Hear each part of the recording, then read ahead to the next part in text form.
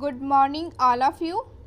पहा, लास्ट लेक्चरला आपण काय पाहिलं होतं तर कोव्हॅरियन्सची डेफिनेशन पाहिली होती, कोव्हॅरियन्सच्या प्रॉपर्टीज, कोव्हॅरियन्सचे रिमार्क्स पाहिले होते आणि त्यावरचे काही एक्झाम्पल्स पाहिले होते. त्यानंतर कोरिलेशन कोएफिशियंटची डेफिनेशन पाहिली होती आणि कोरिलेशनचे काही रिमार्क्स पाहिले होते. आता या लेक्चरमध्ये आपण पाहणार आहे the properties of correlation coefficient. तर कोणत्या कोणत्या प्रॉपर्टी सॅटिस्फाईड करतात कोरिलेशन कोएफिशियंट? तुम्हाला माहिती आहे कोरिलेशन कोएफिशियंट कशाने डिनोट करतात? तर स्मॉल आर नी डिनोट करतात किंवा CORR ह्या सिम्बॉलनी सुद्धा कोरिलेशन कोणत्याही दोन व्हेरिएबल्सचं दाखवलं जातं. ठीक आहे. सो फर्स्ट प्रॉपर्टी काय सांगते पहा कोरिलेशन कोएफिशियंटची. Correlation coefficient does not change in magnitude under the change of origin and scale. तर पहा that is correlation of in bracket x minus a upon h comma y minus b upon k is equal to correlation of xy if h and k have the same algebraic sign and is becomes equal to minus correlation of xy if h and k have opposite algebraic sign. आता याचा meaning काय होतो पहा, यावर तुम्हाला examples विचारलं जाऊ शकतं. आता h आणि k हे काय तर कॉन्स्टंट आहेत आणि h आणि k जर कॉन्स्टंट असतील आणि त्यांचं अल्जेब्राइक साइन जर सेम असेल, अल्जेब्राइक साइन म्हणजे काय की h आणि k ला दोन्ही प्लस साइन असतील किंवा h आणि k ला दोन्ही निगेटिव्ह साइन असतील तर ते सेम अल्जेब्राइक साइन झाले. सपोज h ला प्लस साइन आहे आणि k ला मायनस साइन आहे तर ते अपोजिट अल्जेब्राइक साइन झाले. ठीक आहे. तर प्रॉपर्टी काय सांगते, सपोज तुम्हाला असं एक्झाम्पल विचारलं की फाइंड द कोरिलेशन ऑफ, तुम्हाला गिव्हनमध्ये दिलेला आहे कोरिलेशन ऑफ XY आणि तुम्हाला विचारलं आहे find correlation of x minus 2 upon 3 comma y minus 2 upon 4. तर h ची व्हॅल्यू 3 झाली, k ची व्हॅल्यू 4 झाली, दोन्हींचे साइन सेम झाले. Therefore the correlation of that value is correlation of XY येईल. आणि जर दोन्ही व्हॅल्यू जर डिफरंट किंवा अपोजिट असतील, चं साइन प्लस असेल, केचं निगेटिव्ह असेल तर त्याचं काय येणार आहे तर मायनस कोरिलेशन ऑफ XY. ही प्रॉपर्टी एक्झाम्पल सॉल्व करताना तुम्हाला काय करायची यूज करायची. ही झाली कोरिलेशन कोएफिशियंटची फर्स्ट प्रॉपर्टी. सेकंड प्रॉपर्टी काय पहा, correlation of x is equal to 1. म्हणजे x आणि x जर सेम असेल, y ची व्हॅल्यू सुद्धा x असेल तर त्याचं कोरिलेशन काय असणार आहे ऑलवेज 1 असणार आहे. थर्ड प्रॉपर्टी काय सांगते, correlation coefficient r always lies between -1 and +1. That is -1 is less equal to r is less equal to 1. म्हणजे जो तुमचा कोरिलेशन कोएफिशियंट आहे त्यालाच तुम्ही r म्हणता. हा कशामध्ये लाईज असणार आहे तर -1 ते +1 मध्ये लाईज असणार आहे. त्यालाच काय म्हणायचे तुम्ही correlation coefficient is always lies between -1 and +1. पहा MCQ मध्ये हा क्वेश्चन तुम्हाला विचारला जाऊ शकतो, त्यामुळे हा IMP प्रॉपर्टीज आहेत, व्यवस्थित राईट डाऊन करून घ्यायच्या आहेत. ठीक आहे. आता नेक्स्ट प्रॉपर्टीज पाहू. पहा नेक्स्ट नोट दिलेले आहे. तर फर्स्ट नोट काय सांगते, correlation of AX plus B CY plus D is equal to correlation of XY if A and C have same algebraic sign and correlation of AX plus B comma CY plus D is equal to minus correlation of XY if A and C have opposite algebraic sign. आता पहा याचा meaning काय होतोय तर ही एक note आहे आणि यावर तुम्हाला एक्झाम्पल विचारलं जाऊ शकतं. आता ABCD यामधले काय तर कॉन्स्टंट व्हेरिएबल्स आहेत, ज्या कॉन्स्टंट व्हॅल्यू आहेत त्या तुम्हाला याच्या जागेवर दिल्या जाऊ शकतात. ठीक आहे. आता A and C have the same algebraic sign. म्हणजेच काय की A आणि C ला जर दोन्ही साइन म्हणजे Aचं साइन प्लस असेल, Cचं साइन प्लस असेल तर त्याची व्हॅल्यू काय येईल कोरिलेशन ऑफ XY येईल. आणि जर Aचं साइन प्लस असेल आणि Cचं साइन जर निगेटिव्ह असेल तर त्याला कोणत्या व्हॅल्यूज तुम्ही यूज करणार आहेत तर मायनस कोरिलेशन ऑफ XY. तर लक्षात ठेवायचं आहे, जर सेम अल्जेब्राईक साइन असेल तर वरचा फॉर्म्युला तुम्ही यूज करणार आहे, आणि जर ए आणि सी ला ऑपोजिट अल्जेब्राईक साइन असेल तर मायनस कोरिलेशन ऑफ एक्स वायचा फॉर्म्युला तुम्ही काय करणार आहे तर यूज करणार आहे. नेक्स्ट नोट काय आहे, सेकंड नोट सांगते, correlation of X comma minus Y is equal to minus correlation of x Y and correlation of minus X comma Y is equal to minus correlation of x Y. ही झाली तुमची second note. ही सुद्धा याच्यावर सुद्धा तुम्हाला examples विचारले जाऊ शकतात. पहा, तुम्हाला जे कॉन्स्टंट आहे त्याच्याऐवजी व्हॅल्यूज दिलेल्या जातील. कोरिलेशन ऑफ एक्स वायची व्हॅल्यू तुम्हाला गिव्हनमध्ये दिलेली असेल आणि त्यावरून तुम्हाला राहिलेल्या व्हॅल्यूज कॅल्क्युलेट करायला सांगितल्या जाऊ शकतात. ठीक आहे, आता यावरचे आपण काही एक्झाम्पल्स पाहू की यावर कोणत्या टाईपचे एक्झाम्पल्स विचारले जातात, कशा पद्धतीने एक्झाम्पल्स विचारले जातात ते पाहूया, म्हणजे तुम्हाला यावर कसे एक्झाम्पल्स असतील हे लक्षात येईल. ठीक आहे, तर यावरचे एक्झाम्पल पाहू. पहा, क्वेश्चन दिलाय, if correlation of x Y is equal to 0.8 then find first correlation of x minus y and second correlation of x x. तर पहा याचा आन्सर काय येईल. कोरिलेशन ऑफ एक्स वाय तुम्हाला गिव्हनमध्ये दिलेला आहे, त्याची व्हॅल्यू आहे पहा 0.8. तुम्हाला कॅल्क्युलेट करायचं आहे first correlation of x minus Y. आता तुम्हाला नोट दिलेली आहे पहा, कोरिलेशन ऑफ एक्स मायनस वायची व्हॅल्यू तुम्ही काय राईट डाऊन करता तर minus correlation of x Y, आणि कोरिलेशन ऑफ एक्स वायची व्हॅल्यू तुम्हाला गिव्हनमध्ये दिलेली आहे, ती किती आहे तर 0.8 आहे. Therefore, correlation of x minus y is equal to minus 0.8 येईल. and correlation of x x काय येणार आहे ऑलवेज 1 येणार आहे, कारण ही प्रॉपर्टीज आहे कशाची तर कोरिलेशन कोएफिशियंटची. एक्स वायची कोरिलेशन ऑफ एक्स वायची व्हॅल्यू काही जरी दिली तरी कोरिलेशन ऑफ एक्स एक्सची व्हॅल्यू काय असणार आहे ऑलवेज 1 असणार आहे, कारण ही प्रॉपर्टीज आहे. ठीक आहे, therefore correlation of x x is equal to 1 and correlation of x minus Y is equal to minus 0.8. हे झालं तुमचं रिक्वायर्ड आन्सर. ठीक आहे, आता नेक्स्ट क्वेश्चन पाहू. पहा, तुमचा नेक्स्ट क्वेश्चन आहे, if sigma x square is equal to sigma Y square is equal to 3 and covariance of x Y is equal to 2 then find correlation of x Y. पहा, आता गिव्हनमध्ये काय दिलं आहे तर sigma x square that is the variance of X दिला आहे, sigma Y square that is the variance of Y दिला आहे. किती दिला आहे तर तो 3 दिलेला आहे. तुम्हाला काय कॅल्क्युलेट करायचं आहे correlation of x Y calculate करायचं आहे. तुम्हाला कोरिलेशन ऑफ द कोएफिशियंटची डेफिनेशन माहीत आहे काय, by definition formula write down करायचा. Firstly correlation of x Y is equal to covariance of x Y divided by standard deviation of x into standard deviation of Y. आता गिव्हनमध्ये दिले तुम्हाला standard deviation of एक्सचा square दिला आहे, तो किती आहे 3 आहे.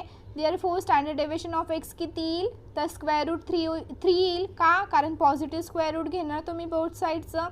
Similarly standard deviation of Y square is equal to 3 आहे, तर स्टँडर्ड डेविएशन ऑफ वाय किती येईल इक्वल टू 3. ते कशाने स्क्वेअर रूट ऑफ 3 कशाने डिनोट केला आहे तर सिग्मा वायने. देअरफोर आता ज्या सगळ्या व्हॅल्यूज ज्या फॉर्म्युल्यामध्ये आहेत त्यात तुम्हाला माहीत झालं. आता ह्या सगळ्या व्हॅल्यू तुम्हाला काय करायच्या तर इक्वेशन 1 मध्ये सबस्टिट्यूट करायच्यात. Therefore put sigma X is equal to square root 3, sigma Y is equal to square root 3 and covariance of x Y is equal to 2 in equation 1. तर इक्वेशन 1 मध्ये ह्या सगळ्या व्हॅल्यू सबस्टिट्यूट केल्यानंतर answer काय येणार आहे तुमचं तर 2 डिवायडेड बाय 3 येणार आहे. हे काय झालं correlation of x y. Therefore the required answer is correlation of x Y is equal to 2 divided by 3. आता हीच व्हॅल्यू तुम्ही पॉईंटमध्ये किंवा फ्रॅक्शनमध्ये सुद्धा राईट डाऊन करू शकता. मी 2/3 लिहिलं आहे, न्यूमरेटर आपण डिनॉमिनेटरच्या फॉर्ममध्ये लिहिलं आहे. तुम्ही पॉईंटच्या फॉर्ममध्ये सुद्धा ही व्हॅल्यू राईट डाऊन करू शकता. ठीक आहे, दोन्ही वेळी तुम्ही हे एक्झाम्पल सॉल्व करू शकता. आता आपण नेक्स्ट एक्झाम्पल पाहू. पहा, नेक्स्ट क्वेश्चन आहे, if correlation coefficient between x and y is 0.8. म्हणजेच काय दिलं आहे कोरिलेशन ऑफ एक्स वायची व्हॅल्यू दिली आहे तुम्हाला किती आहे 0.8 आहे. देन फाइंड दॅट बिटवीन आता फाइंड दॅट बिटवीन म्हणजेच काय की हे जे 1 to 5 पर्यंतचे नंबर्स दिले ते तुम्हाला यामध्ये काय करायचं आहे, तुम्हाला कोरिलेशन कोएफिशियंट कॅल्क्युलेट करायचं आहे. फर्स्ट काय दिलं आहे, x and minus y, that is we have to find correlation of x minus y. Second दिला आहे 2x and 3y, that is we have to find correlation of 2x and 3y. Third दिला आहे x minus 10 and y plus 15, that is we have to find the correlation of x minus 10 and y plus 15. Next fourth दिला आहे x by 2 and y by 5, that is we have to find correlation of x by 2 and y by 5. and fifth दिला आहे x minus 10 divided by 3 and 10 minus y divided by 5. याचं पण तुम्हाला काय करायचं आहे, तर कोरिलेशन कॅल्क्युलेट करायचं आहे. सो आता 1 by 1 सॉल्व करू. आन्सरमध्ये गिव्हनमध्ये काय दिलं आहे, given that correlation of x Y is equal to 0.8 दिलं आहे. फर्स्ट काय कॅल्क्युलेट करायचं आहे तुम्हाला, the correlation of x and minus Y.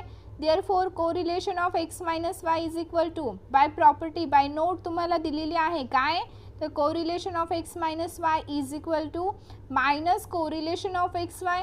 आणि कोरिलेशन ऑफ एक्स वायची व्हॅल्यू तर तुम्हाला गिव्हनमध्ये आहेच, ती किती आहे 0.8. Therefore correlation of x Y is equal to minus 0.8. हे झालं तुमचं फर्स्टचा आन्सर. आता आपण सेकंडचा आन्सर फाइंड आउट करू. पहा सेकंडमध्ये तुम्हाला काय कॅल्क्युलेट करायचं आहे, तर correlation of 2x 3y calculate करायचं आहे. सो तुमचं क्लेम काय असेल की find out correlation of 2x 3y.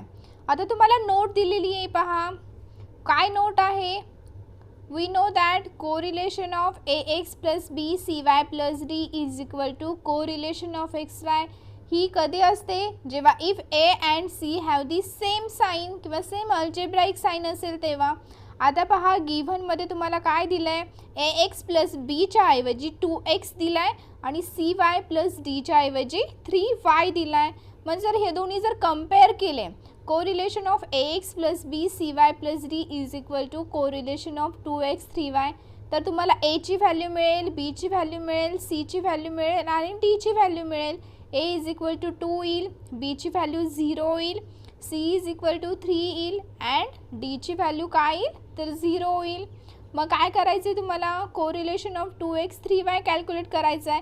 पहा आता ए 2 आला आहे आणि सी 3 आला आहे, दोन्हींचे साईन पॉझिटिव्ह आहेत. देअरफॉर याची व्हॅल्यू किती येणार आहे, तर correlation of x Y. Suppose जर असं असतं गिव्हन एक्झाम्पलमध्ये एची व्हॅल्यू जर 2 येत असती आणि सीची व्हॅल्यू जर -3 येत असती, तर तुम्ही काय यूज केलं असतं, तर minus correlation of x y use केलं असतं. ठीक आहे. Therefore correlation of 2x, 3y is equal to काय फॉर्म्युला येईल मग, कोरिलेशन ऑफ एक्स वाय आणि कोरिलेशन ऑफ एक्स वायची व्हॅल्यू तुम्हाला गिव्हनमध्ये दिलेलीच आहे, किती आहे ती, तर 0.8. Therefore correlation of 2x 3y is equal to 0.8. पहा सिमिलरली जसं सेकंड सॉल्व केला आहे, सिमिलरली त्याच पद्धतीने तुम्हाला थर्ड आणि फोर्थ सॉल्व करायचं आहे. सेम प्रॉपर्टी यूज करायची. पहा थर्डमध्ये एची व्हॅल्यू काय येईल, तर एची व्हॅल्यू 1 येईल पहा आणि सीची व्हॅल्यूसुद्धा 1 येईल, कारण ए आणि सी दोन्ही काय असतील, पॉझिटिव्ह असतील, सेम अल्जेब्राईक साईन असेल. देअरफॉर त्याची व्हॅल्यू पण काय येणार आहे, कोरिलेशन ऑफ एक्स वाय, म्हणजे 3चं आन्सरसुद्धा तुमचं 0.8च येईल. आणि फोर्थ नंबरला एची व्हॅल्यू येईल पहा 1/2 आणि सीची व्हॅल्यू येईल 1/5. देअरफॉर फोर्थचा आन्सर पण कोरिलेशन ऑफ एक्स वायच असेल, कारण ए आणि सी दोन्ही पॉझिटिव्ह आहेत. हेच the correlation of x/2 and y/5 सुद्धा काय येईल, तर 0.8च येईल. हे फक्त तुम्ही काय करायचं आहे, घरी होमवर्कसाठी सॉल्व करायचे आणि दोन्हींचे आन्सर्स राईट डाऊन करून घ्यायचेत. ठीक आहे. एक्झाम्पल तुम्हाला समजलंच असेल. कंपॅरिझन करायचे फक्त प्रॉपर्टीचं, ए बी सी डीचे व्हॅल्यू कॅल्क्युलेट करायच्यात आणि ए आणि सीची व्हॅल्यू पॉझिटिव्ह आहे की निगेटिव्ह आहे तेवढे चेक करायचे. जर दोन्ही व्हॅल्यू पॉझिटिव्ह असतील तर त्याचा आन्सर असेल कोरिलेशन ऑफ एक्स वाय, आणि जर एक व्हॅल्यू पॉझिटिव्ह आणि दुसरी व्हॅल्यू जर निगेटिव्ह असेल तर त्याचा आन्सर असेल minus correlation of x Y. तर पहा थर्ड आणि फोर्थ एक्झाम्पल तुम्ही घरून राईट डाऊन करून घ्या. ठीक आहे. आता मी नेक्स्ट फिफ्थ नंबरचं एक्झाम्पल सॉल्व करून देते. पहा 5th नंबरमध्ये काय करायचं आहे, तर क्लेम तुमचं काय कोरिलेशन तुम्हाला फाइंड करायचं आहे, पण कशामधलं x - 10 डिवायडेड बाय 3 आणि 10 - y डिवायडेड बाय 5 मधलं कोरिलेशन कॅल्क्युलेट करायचं आहे. ठीक आहे, तर तुम्हाला प्रॉपर्टी माहीत आहे पहा, कोणती प्रॉपर्टी आहे, we know that correlation of x - a upon h y - b upon k is equal to correlation of xy if h and k have same algebraic sign. आणि जर h आणि k ला जर अपोजिट अल्जेब्राइक साइन असेल तर काय करता, तर minus correlation of x y काय करता, कॅल्क्युलेट करता. ठीक आहे, सो आता गिव्हनमध्ये दिलं आहे, ह्याचं कंपॅरिझन तुम्ही कशाशी करणार आहेत, तर x - a upon h y - b upon k शी करणार आहेत. त्यावरून h आणि k ची व्हॅल्यू पॉझिटिव्ह आहे की निगेटिव्ह आहेत बोथ ते चेक करायचे. ठीक आहे, सो नेक्स्ट स्टेपला काय येईल पहा, correlation of x - 10 divided by 3 10 - y divided by 5 काय राईट डाऊन केलं, is equal to correlation of x - 10 divided by 3 comma minus काय केलं, यामध्ये मायनस साइन बाहेर घेतलाय आणि y - 10 डिवायडेड बाय 5. जरी मायनस साईनने आतमध्ये मल्टिप्लाय केलं तर ॲज इट इज 10 - y राहणार आहे, म्हणजे गिव्हनमध्ये आणि याच्यामध्ये काही चेंजेस होणार नाही आहे. इथं ओनली ॲडजस्टमेंट केली, पण ही ॲडजस्टमेंट का केली आहे पहा, कारण गिव्हन फॉर्म्युलामध्ये काय आहे, तर x - a अपॉन h आणि y - b अपॉन k आहे. फर्स्टली y आहे आणि नंतर कॉन्स्टंट आहे. आणि जर गिव्हन एक्झाम्पलमध्ये काय दिलं आहे, तर 10 - y, कारण अगोदर कॉन्स्टंट दिला आहे नंतर y दिला आहे. आपल्याला काय करायचं आहे, त्याचं कन्वर्जन अगोदर y घ्यायचं आहे आणि नंतर कॉन्स्टंट घ्यायचं आहे, कारण प्रॉपर्टी तशी सांगते आहे. ठीक आहे, मग नेक्स्ट स्टेपला काय केलं, is equal to correlation of x - 10 divided by 3 comma y - 10 divided by, जे निगेटिव्ह साईन होतं ते फक्त मायनसला 5ला ट्रान्सफर केले. ठीक आहे, सो -5 ॲज इट इज दोन्हींच्या व्हॅल्यूज राहतील. मग ह्याचं कंपॅरिझन तुम्ही कशाशी करणार आहेत, तर correlation of x - a upon h y - b upon k याशी करणार आहेत. ठीक आहे, मग कोणते कोणते व्हॅल्यूज येतील पहा, a इज इक्वल टू 10 येईल, b इज इक्वल टू 10 येईल, h इज इक्वल टू 3 येईल and k is equal to -5 येईल. पहा h इज इक्वल टू 3, याचं साईन काय आहे, पॉझिटिव्ह आहे, आणि k is equal to -5, that is the value of k is negative, म्हणजे दोन्हींचं साईन काय आहे, अपोजिट आहे. Therefore h and k have the opposite algebraic sign. Hence याचा आन्सर काय येईल, पण correlation of x - 10 divided by 3 comma 10 - y divided by 5 is equal to minus correlation of x y. का मायनस आलं, कारण h आणि kचं दोन्हींचं साईन काय आहे, तर ऑपोजिट आहे. hचं प्लस येत आहे आणि kचं मायनस येत आहे. आणि कोरिलेशन ऑफ एक्स वायची व्हॅल्यू तर तुम्हाला गिव्हनमध्ये दिलेलीच आहे, किती होती ती, 0.8 होती. Therefore correlation of x - 10 divided by 3 comma 10 - y divided by 5 is equal to -0.8. हे काय झालं, याचं रिक्वायर्ड आन्सर झालं. पहा एक्झाम्पल व्यवस्थित सॉल्व करा. होमवर्कसाठी पण काही एक्झाम्पल्स तुम्हाला दिलेले आहेत, पहा ते पण व्यवस्थित सॉल्व करा आणि नोटबुकमध्ये राईट डाऊन करून घेत चला. ठीक आहे, आता नेक्स्ट एक्झाम्पल पाहू. नेक्स्ट क्वेश्चन दिलाय पहा तुमचा, coefficient of correlation between the variables x and y is 0.3 and their covariance is 12. The variance of x is 9. Find the standard deviation of y. तर पहा गिव्हनमध्ये काय काय दिलं आहे, कोरिलेशन कोएफिशियंट दिला आहे. Coefficient of correlation between the variables x and y किती दिला आहे, 0.3. That is the value of correlation of x Y is equal to r is equal to किती दिली आहे, 0.3 दिली आहे.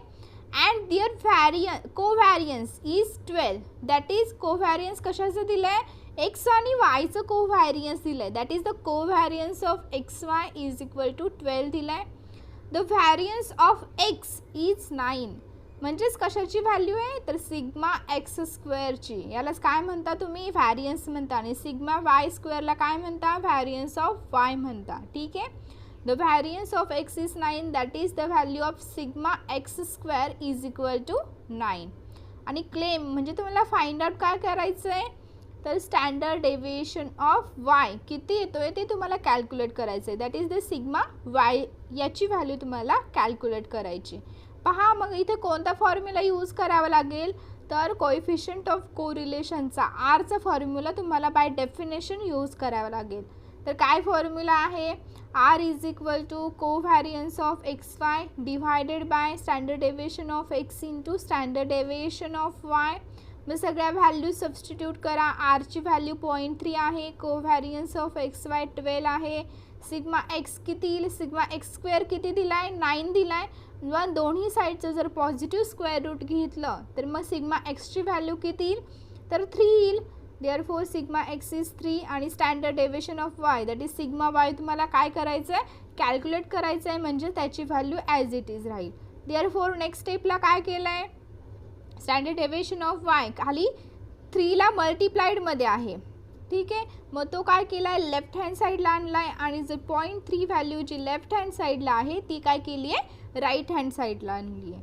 ठीक आहे, मग काय होईल, standard deviation of y is equal to 12 divided by 3 into 0.3 होईल, is equal to 12 divided by 0.9.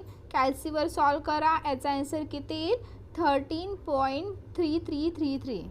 So the standard deviation of y किती येणार आहे तुमचा, 13.3333, विच इज रिक्वायर्ड आन्सर. म्हणजे हे काय निघलं, standard deviation of y is 13.3333, which is required answer. ठीक आहे, आता नेक्स्ट पॉईंट पाहू. आता खूप टाईपचे एक्झाम्पल्स घेतले ते पहा, मी प्रत्येक टाईपचं एक एक एक्झाम्पल घेतलं आहे जे तुमच्या बुकमध्ये नाही आहे, म्हणून जे काही एक्झाम्पल्स मी घेतले ते शॉर्ट एक्झाम्पल्स आहेत पहा, आणि तुम्हाला एक्झामलासुद्धा विचारले जाऊ शकतात. सो हे एक्झाम्पल्स नोटबुकमध्ये राईट डाऊन करून घ्या. कोणतं एक्झाम्पल कोणत्या टाईपनी सॉल्व केलं आहे, कोणती प्रॉपर्टी यूज केली आहे, कोणता रिमार्क, कोणत्या नोट यूज केल्या ते पहा. प्रत्येक नोट प्रत्येक रिमार्कवर आपण एक्झाम्पल घेतलं आहे. सो प्रत्येकाने व्यवस्थित नोट्स काढा, एक्झाम्पल व्यवस्थित राईट डाऊन करून घ्या, कारण एक्झामला तुम्हाला एक्झाम्पलसुद्धा विचारले जातात विथ डेफिनेशन्स, रिमार्क, नोट यापैकी काहीही विचारलं जाऊ शकतं. ठीक आहे, आता आपण नेक्स्ट पॉईंट पाहू. पहा नेक्स्ट पॉईंट आहे merits and demerits of Karl Pearson coefficient of correlation.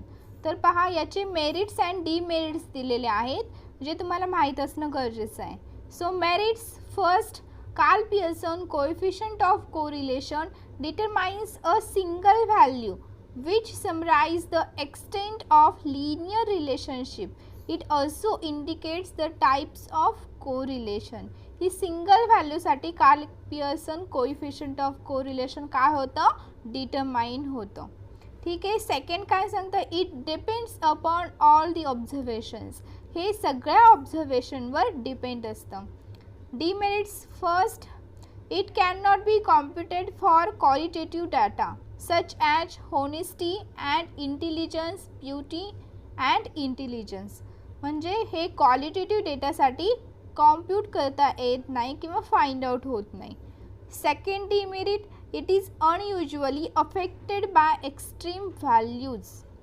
म्हणजे हे एक्स्ट्रीम व्हॅल्यूजवर इफेक्ट होतो याचा. आणि थर्ड काय, it measures only linear relationship. हे फक्त लिनियर रिलेशनशिप्ससाठी यूजफुल आहे. ठीक आहे, हे याचे मेरिट्स अँड डिमेरिट्स दिलेले आहेत. आता आपण नेक्स्ट पॉईंट पाहू. पहा तुमचा नेक्स्ट पॉईंट आहे व्हॅरियन्स ऑफ लिनियर कॉम्बिनेशन.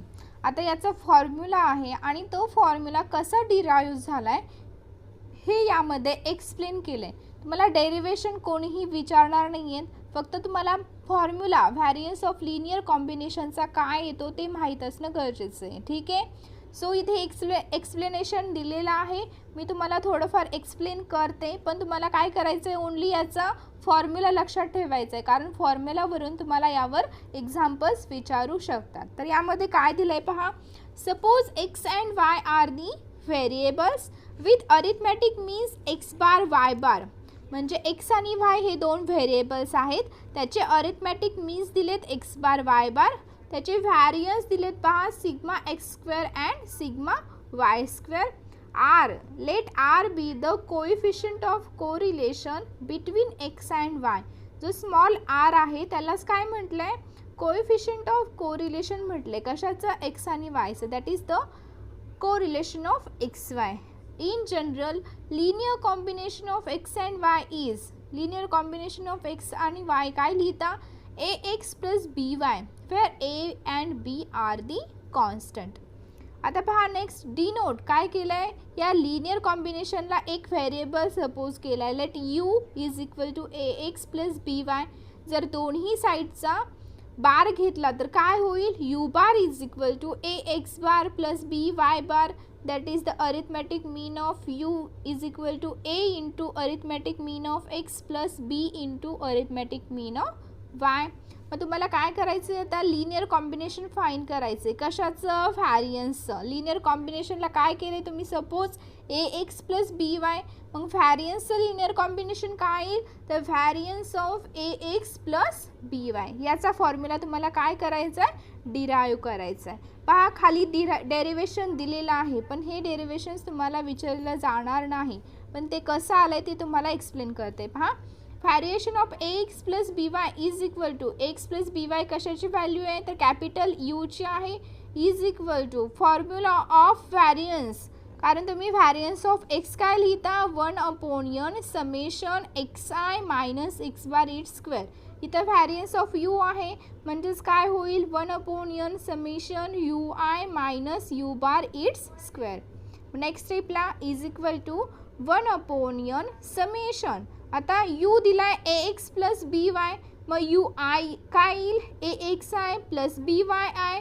सेंटरचं निगेटिव्हचं साईन, यू बार काय येईल, a x bar minus b y bar. कारण मध्ये निगेटिव्ह आहे म्हणून ती निगेटिव्ह साईन आतमध्ये ॲप्लाय होईल, its square. Next step 1/n summation. आता पहा ए कॉमन काढायचं आहे, x i minus x bar plus b common काढलाय, y i minus y bar bracket its square. Next स्टेपला is equal to a plus b its square. तुम्हाला माहिती आहे ना formula, a plus b bracket square काय येतो, a square plus b square plus twice a b. इथं एच्या ऐवजी काय दिलं आहे, only a into x i minus x bar आहे आणि बीच्या ऐवजी b into y i minus y bar आहे. त्याचं एक्सप्लेनेशन दिलेलं आहे. ठीक आहे. आता नेक्स्ट स्टेपला first square plus second square plus twice a b into first into second. ठीक आहे, हे झालं त्या ए प्लस बीचं स्क्वेअरचं explanation. Next is equal to a square.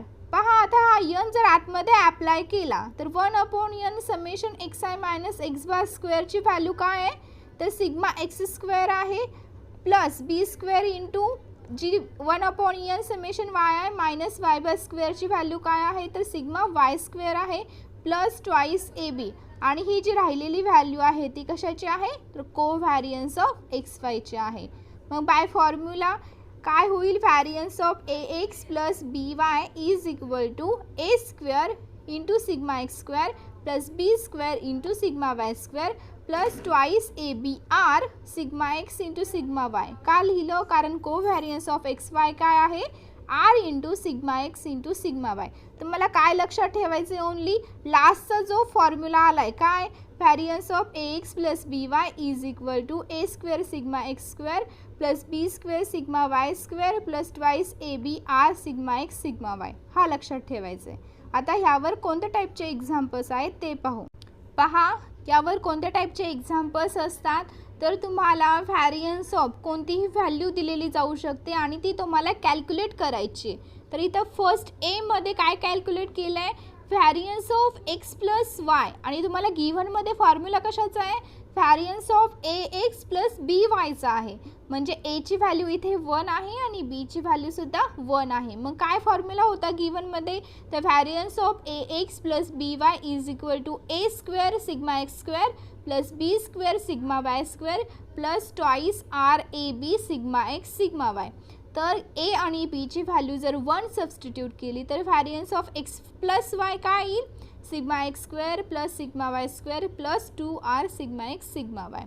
Similarly बीमध्ये काय केलं आहे, तर variance of x minus Y काय केलं आहे, कॅल्क्युलेट केलं आहे. तुम्ही घरी सॉल्व करून पहा अशा टाईपचे एक्झाम्पल्स तुम्हाला विचारले जाऊ शकतात. सपोज तुम्हाला सांगितले की find out variance of 3x plus 5y, तर यामध्ये एची व्हॅल्यू काय येईल, तर 3 येईल आणि बीची व्हॅल्यू 5 येईल.